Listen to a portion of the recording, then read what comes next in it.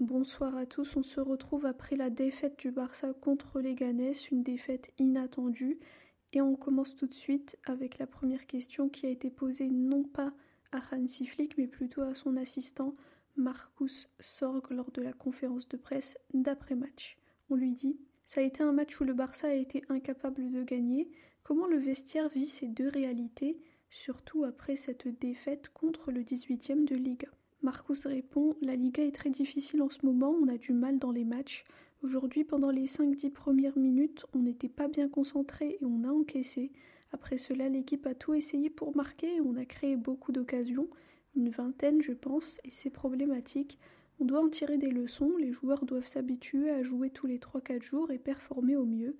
C'est un processus et il y a des soirs comme ça où c'est difficile à accepter, mais on va revenir. » Ensuite, on lui dit « Vous avez pris 5 points sur 18 possibles. Êtes-vous préoccupé de laisser filer autant de points ?» Marcus répond « On n'est évidemment pas content, mais parfois il faut accepter cela. Quand tu construis une équipe, c'est un processus avec des hauts et des bas. On travaille dur et pour le moment on est dans le top 3. Quand les autres équipes vont rattraper leur match de retard, peut-être qu'on perdra la première place. C'est très serré. On a des chances de gagner et on va tout faire pour. » Ensuite, un journaliste lui dit « L'ambiance au stade à Montjuïc a été un peu froide vu qu'il n'y avait pas la grada d'animation depuis quelques semaines. Est-ce que leur soutien manque à l'équipe ?» Marcus répond « Oui, bien sûr, surtout dans des matchs comme aujourd'hui, quand tu es mené et que tu veux revenir au score et gagner, tu as besoin du soutien et quand il n'y en a pas, ce n'est pas bon. » Ensuite, on lui dit « Pedri vient de dire que c'est l'une des défaites les plus douloureuses de la saison jusqu'à maintenant. Qu'en pensez-vous et quelle analyse en faites-vous ?» Marcus répond « Après le match, parfois les émotions prennent le dessus, mais on doit les mettre de côté pour faire l'analyse. Je pense que le plus important pour nous en tant que coach et aussi pour les fans, c'est qu'on n'a pas perdu foi en nos joueurs.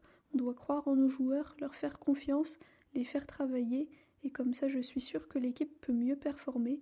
Il reste un match cette année et il faudra tout donner. Et ensuite il y a la pause, on en a besoin.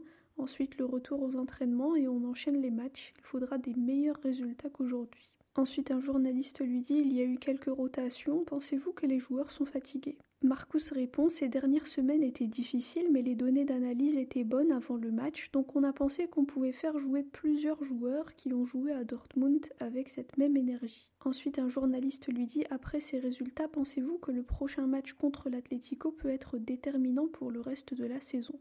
Marcus répond « Je pense que ce qu'on a appris de ces derniers mois, c'est que les bons résultats n'ont rien à voir avec le match d'après et on va tout donner sur le terrain samedi. Ça va être un nouveau match, on va tout essayer pour prendre les 3 points. » Et enfin, la dernière question, un journaliste lui dit « Qu'est-ce que vous cherchiez en changeant Lewandowski, Lamine et Olmo ?» Marcus répond « On a voulu apporter de la fraîcheur, des joueurs frais, on a voulu changer un peu la structure de l'équipe, avec 2 attaquants en plus pour changer la dynamique, c'était l'idée. » Voilà pour la conférence de presse d'après-match. Franchement, je ne m'attendais pas du tout à une défaite, mais bon. Merci à tous pour votre écoute. Visca el Barça et Visca Catalunya.